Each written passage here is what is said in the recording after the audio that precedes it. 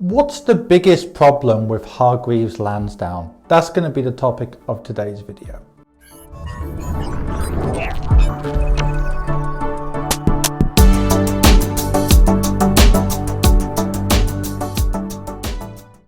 Now, Hargreaves Lansdown is a pretty strong DIY do-it-yourself investment platform if you're living in the UK and you plan to always live in the UK.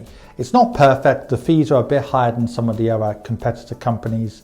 Likewise, there are some other downsides to it as well, but every firm has downsides. So I do think it's quite a strong platform. However, the key negative is this. It isn't really a portable solution. In other words, if you're an expat, regardless of whether you're a British expat or somebody who's living in the UK who's non-British and you plan to go overseas, it isn't really designed for that. Yes, you can keep it open if you move overseas.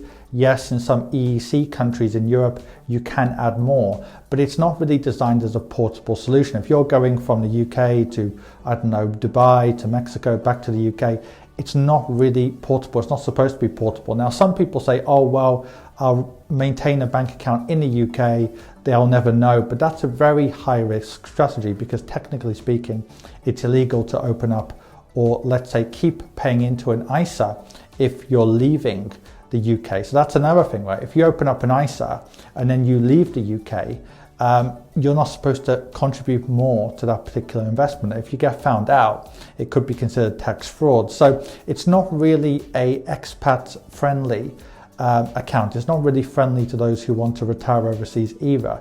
It's possible maybe if you go to some countries, but it's not designed for that purpose. It's a very localized UK solution, which is no problem for some people.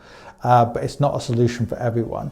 Now, beyond that as well, the normal issues that people have with DIY investing are the same on Hargreaves Lansdown. In other words, people do tend to panic, they tend to get too excited, they tend to speculate, all of those things, but that's not a Hargreaves Lansdown issue. That's every DIY investment platform in the world suffers with that issue. I can remember in March last year when the stock market was crashing badly, the DIY platforms like Hargreaves Lansdown, their stock price briefly went down further than the general market. And I think it's simple that people know that with these kind of platforms, people are more likely to panic sell than if they go through an advisor for fairly obvious reasons, right? There's nobody telling them don't do this.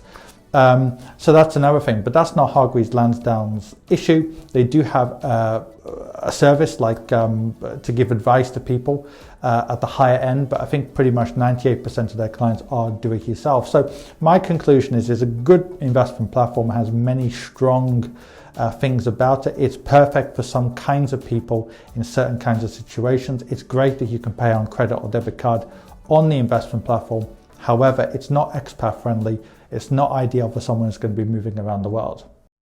How can I help you? In two ways. First of all, are you an expat, a high net wealth individual, or just somebody who lives in a part of the world where it's difficult to get access to quality investment solutions? In which case, go onto my website on adamfayed.com and find out more. If you don't fit into any of those categories, then in which case there's a range of free material on my website, on this YouTube channel, and indeed on my Quora, where I get over 200 or have received over 231 million views in the last few years.